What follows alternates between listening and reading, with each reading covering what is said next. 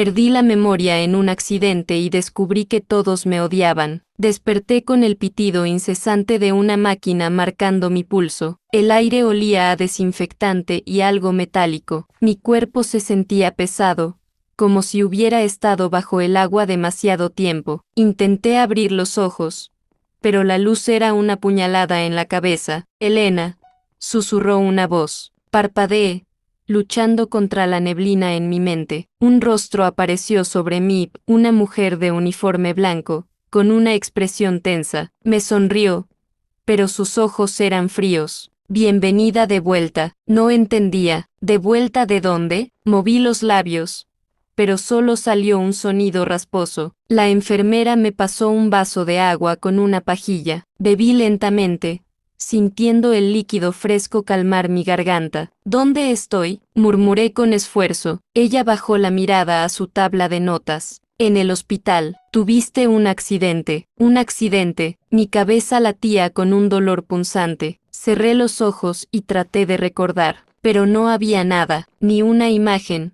ni un nombre, ni una emoción, solo vacío. ¿Cómo te sientes?, preguntó. Podría haber dicho muchas cosas, confundida, aterrada, perdida, pero lo único que logré susurrar fue, no recuerdo nada. El silencio que siguió fue más ruidoso que cualquier sonido en la habitación. La enfermera me observó con una mirada extraña, como si hubiera esperado esa respuesta, o como si la temiera. Me dejó sola unos minutos después, y no tardó en aparecer un grupo de personas. Me tensé al verlos. Eran jóvenes, tal vez de mi edad, pero sus expresiones estaban cargadas de algo que no podía identificar. Una de las chicas, rubia y de ojos afilados, cruzó los brazos. No puede ser. Dijeron que perdió la memoria, murmuró otro. Y entonces lo vi, un chico de cabello oscuro, con una chaqueta cara y una postura de dueño del mundo. Me miraba con una mezcla de incredulidad y molestia. Su mandíbula estaba tensa, y cuando habló,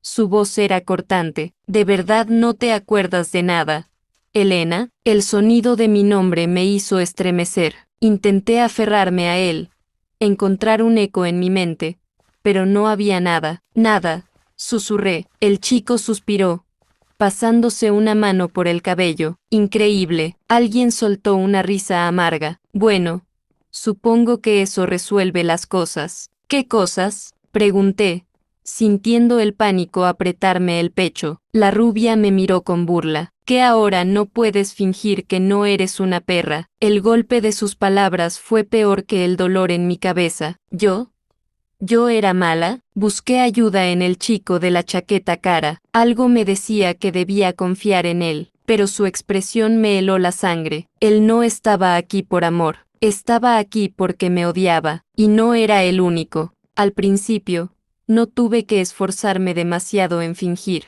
Mi mirada perdida, mi respiración entrecortada cuando alguien me hablaba con resentimiento, mi forma de encogerme ante cada palabra cortante, todo parecía auténtico, porque lo era.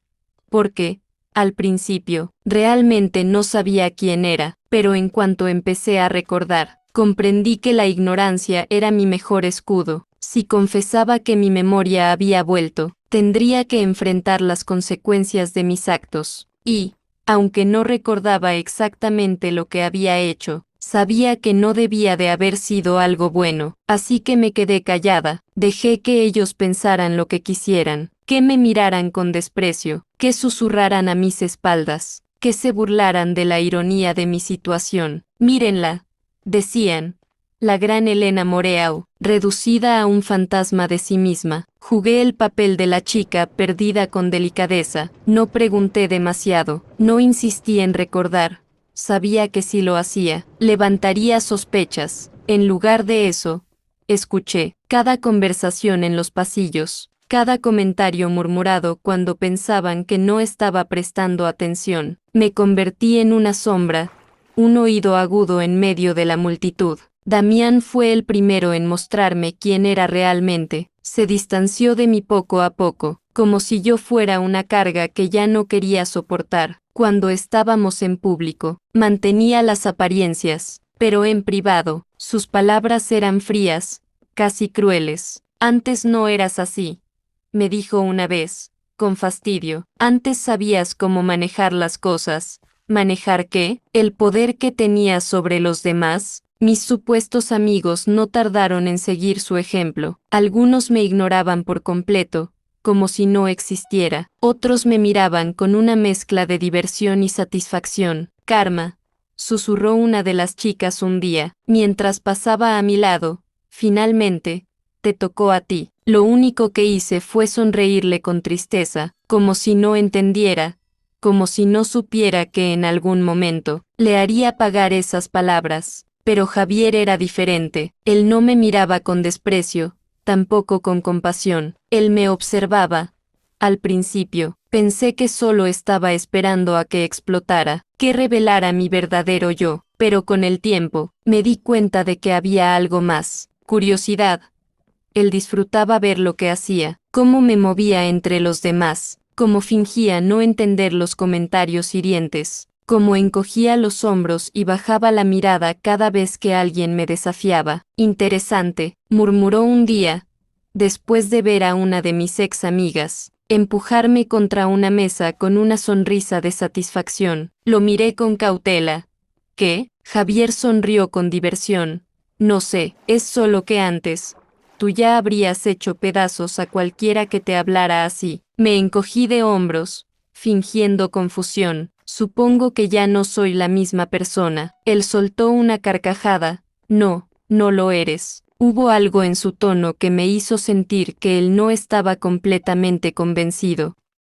Esperé el momento perfecto para empezar a mover mis piezas. No tenía prisa, no respondí cuando comenzaron a robarse mis cosas. No me defendí cuando una de mis ex amigas volcó su café sobre mi falda con una risita maliciosa. No reaccioné cuando escuché a Damián decirle a alguien más. Ni siquiera sé por qué sigo con ella. Dejé que pensaran que yo era débil, que podían hacer lo que quisieran conmigo, que la Elena Moreau de antes estaba muerta y enterrada. Y, mientras tanto, aprendí quiénes eran realmente mis enemigos. Aprendí cuáles eran sus puntos débiles. Aprendí exactamente cómo hacerlos caer. Porque sí, yo había sido un monstruo, pero no por accidente, sino porque era muy buena en serlo. La venganza no es cuestión de impulsividad, es un arte, y yo siempre fui una artista. Ellos pensaban que podían pisotearme, creían que la amnesia me había convertido en alguien débil, en una versión diluida de la Elena Moreau que conocían, pero no entendían que la verdadera amenaza no era la crueldad desatada, era la paciencia. Así que esperé, observé, recolecté cada uno de sus secretos,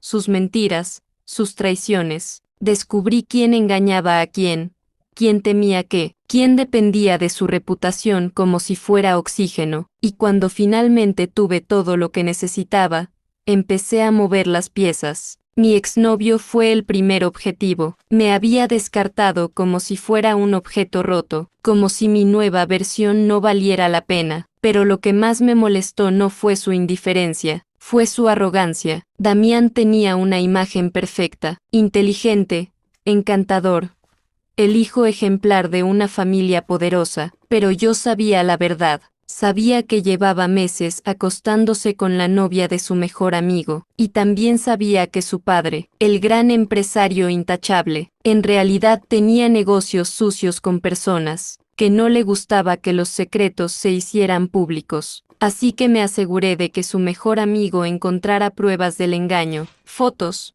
mensajes. Nada podía ser negado. El escándalo explotó en una fiesta, gritos, empujones, una pelea que terminó con Damián en el suelo y su mejor amigo, con un labio partido. Pero eso no fue suficiente, porque también me aseguré de que su padre recibiera una carta anónima, con información muy detallada sobre sus movimientos financieros. Y cuando Damián intentó acercarse a mí después de todo, ¿tú hiciste esto?, me preguntó, con los ojos llenos de furia y desesperación. Le sonreí, con la misma dulzura con la que él solía menospreciarme. Yo reí suavemente. Damián, apenas sé quién soy. ¿Cómo podría haber hecho algo así? Su mandíbula se tensó. Sabía que mentía, pero no tenía cómo probarlo, y eso lo volvía loco. Las chicas que antes me adoraban y luego me humillaron fueron las siguientes. Sabía que su lealtad era una ilusión, un juego de poder donde siempre había alguien en la cima, y el resto luchaba por no ser el siguiente en caer.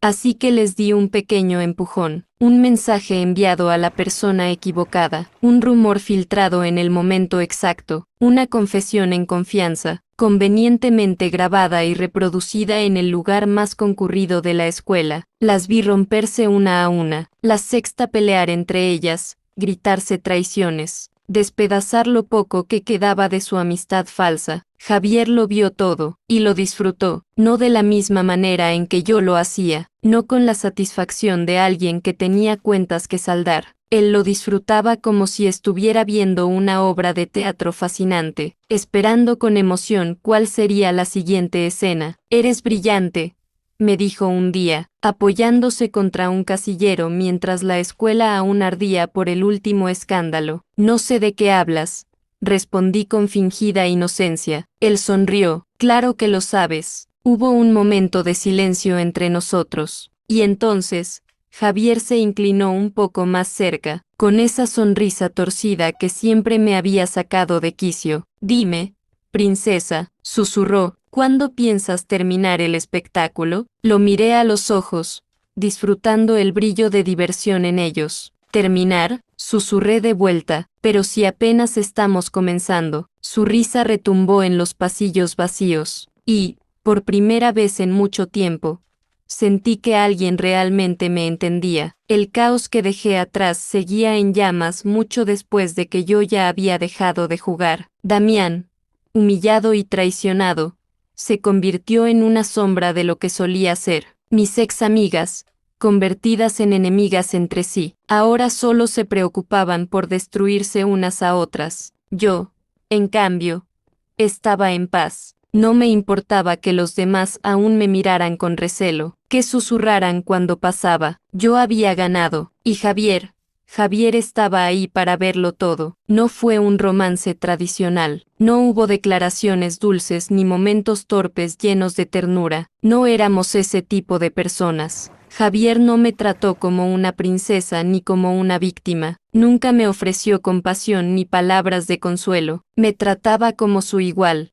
«¿Y ahora qué, Moreau?», me preguntó una tarde, mientras nos sentábamos en la azotea de la escuela, viendo el mundo seguir girando bajo nosotros. «Ahora», suspiré, dejando que el viento despeinara mi cabello, «creo que podemos divertirnos un poco». Él sonrió. «Pensé que ya te habías divertido lo suficiente». Lo miré de reojo. «¿Y tú?», pregunté. «¿Qué harás ahora que ya no tienes a Elena Moreau como tu enemiga?». Javier me miró por un momento, con ese brillo en los ojos que siempre me hacía sentir como si estuviera a punto de reírse de mí o besarme. «Tal vez solo la mantenga cerca», dijo con una media sonrisa, «para ver qué hará después». No le respondí, pero cuando su mano se deslizó casualmente sobre la mía, no la aparté. No salíamos en citas. No nos enviábamos mensajes cursis. Lo nuestro era algo más crudo, más real. Nos encontrábamos en lugares donde nadie nos buscaba. Pasábamos las noches hablando de todo y de nada,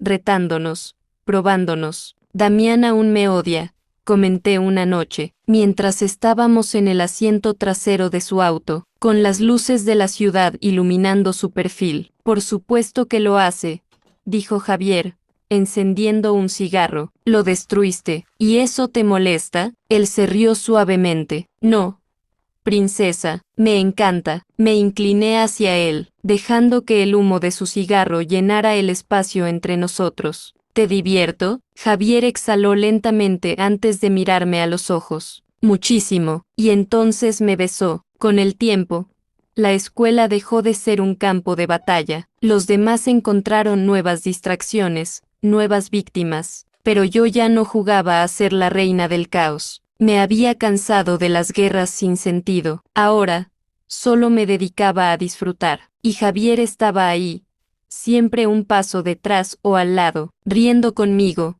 desafiándome, recordándome que, aunque ya no fuera la Elena Moreau de antes, Tampoco era una versión rota de mí misma. Había cambiado, y por primera vez en mucho tiempo, me gustaba quién era. ¿Estás satisfecha?, me preguntó un día, mientras caminábamos juntos, lejos de la escuela, lejos de todo lo que una vez nos definió. Le sonreí. Sí, y ahora, tomé su mano, sintiendo la electricidad entre nosotros. Veamos qué sigue. Javier sonrió, y juntos, nos alejamos del infierno que una vez construimos.